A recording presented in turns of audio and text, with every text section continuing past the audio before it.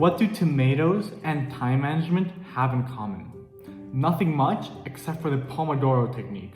Hey there, my name is Emiliano, welcome back.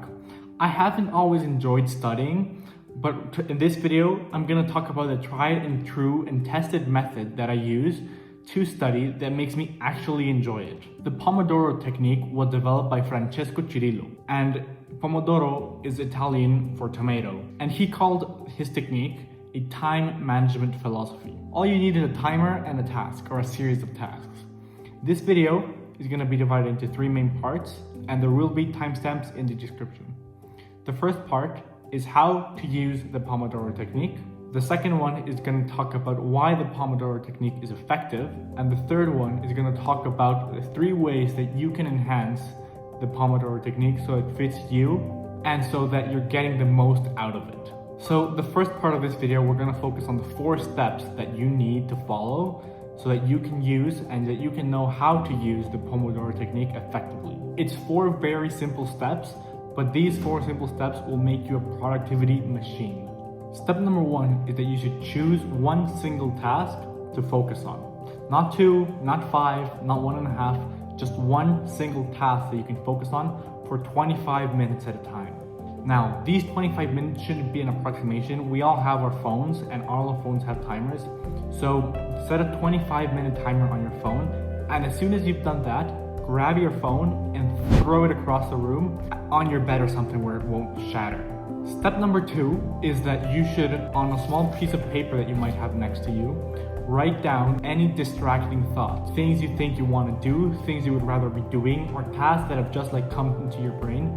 Grab a pencil, write it down, and then keep working on that one task that you chose to work on for those 25 minutes. This is important for the last section, so make sure you stick around. Now, once the 25 minutes are up, you have to do 3 things. The first one is to set a 5-minute timer. That's your rest time. The second one is that you should do the 20-20-20 rule.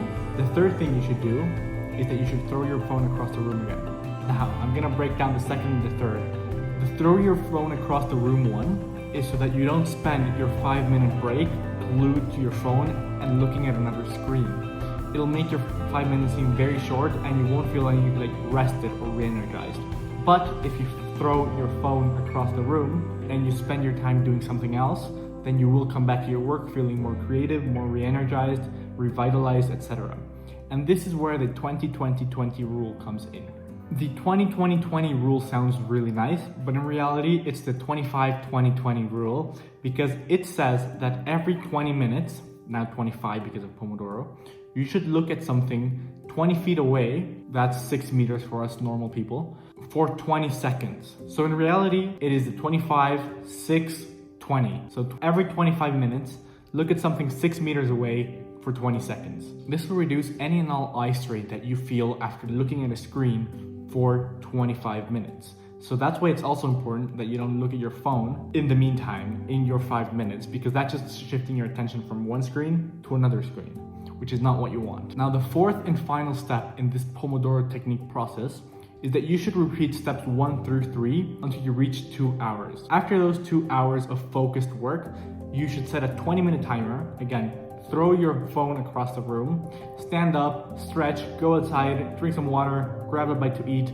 Just move outside of the environment where you're studying, and when you come back to it, you'll feel more re-energized, revitalized, and you will have more willpower to keep going at any task that you're doing or you're focusing on at the moment. Now, the second portion of this video, we're going to talk about why the Pomodoro Technique is effective. There's 3 main reasons why it's effective. It externalizes discipline, output-based tasks become input-based tasks, and it removes distractions. Let me break down 1, then 2, then 3. The Pomodoro Technique is effective because it externalizes discipline. By this I mean that the timer does not get tired. The timer doesn't want to stop, the timer doesn't want to do something else. So instead of you having to channel your willpower into, say, writing an essay, you can just set a timer for 25 minutes and you're externalizing all that willpower because the timer won't stop halfway, it won't stand up to get a bite to eat, it won't want to go outside and look at the butterflies. The timer will keep ticking and you'll keep working until the timer stops. If it was up to you, then you'd have to talk to yourself and work yourself up to sitting down and working on that essay. The second reason why the Pomodoro Technique is effective is that output-based tasks turn into input-based tasks. Say for example that you have an assignment, you have to write a 15-page essay on the impact that technology has had on oncology. That seems like an incredibly daunting task.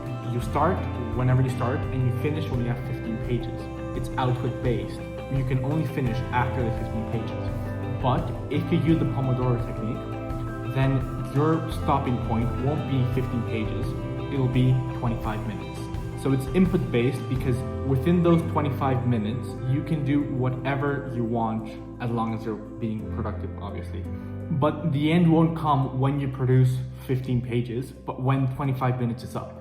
And then you have 5 minutes to move around, and then you can just keep working on that or choose to work on something else.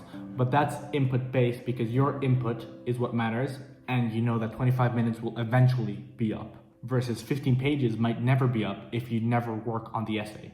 And the third and final reason why the Pomodoro Technique is effective is that it removes distractions. If you remember the piece of paper that we had next to us with the pencil, whenever a distraction comes into your mind and you just grab a pencil and write it down, the pathway you would usually take, or that your brain would usually wire, is concentration, distraction, act upon distraction. So say, oh, my distraction is that I want to go pet my dog. I'll stand up and go pet my dog. But if I just write it down, then I'm rewiring my brain. So the process is concentration, distraction, thinking about distraction, concentration. You're no longer acting upon those distractions, and that will make you much more focused, and it's training your ability to focus and to sit down and concentrate on one task at a time. Now, in the last section of the video, we're going to talk about the 3 main ways that you, the Pomodoro Master, can enhance your Pomodoro studying technique. These are using it with a commitment device, trying different time intervals, and decreasing friction. So a way to enhance your Pomodoro Technique studying is using a commitment device. For example, instead of using the regular timer on your phone, there are tons of apps you can use. So for example, Forest is a very popular one where you set a timer and it plants a tree, and if you grab your phone, the tree dies. But that's a paid app. Tide is another app that combines ambient music with timers. There's also websites like Tomato Timer that will help you study in 25 and then 5-minute blocks. And these will all help you with accountability and with getting work done and putting in the time required. The second way you can enhance your Pomodoro studying is by using different time intervals. The creator, Mr. Cirillo, used 25 minutes because that's what worked for him. You can try 30 minutes, you can try 1 hour, you can try 2 hours. I think Mr. Karmamedic is famous for studying in 4-hour blocks, which to me personally sounds crazy. But if that works for him, that's fine, and you can choose whatever works for you. The third and last way that you can enhance your Pomodoro studying technique is by decreasing friction. What does this mean? It means making your life as easy as possible before you start the timer. Nothing is worse than sitting down with all the ideas in your mind, you know exactly how you're going to write that essay, and then you write 1 paragraph and your pen is out of ink. Or you're starting to edit the video that you wanted to edit, you know exactly what the storyline is going to be, and then your computer's like, beep beep, I'm gonna die. By taking care of things before they happen, by always having a new pen on hand, by bringing your charger, or by knowing that your computer's fully charged, you can avoid this friction and make your Pomodoro techniques much more efficient, much more effective, which will make you much more productive in the long run. Thank you for liking, commenting, subscribing. I really appreciate it. And yes, sources in the description. Hope you guys enjoyed it, and I'll catch you guys next week.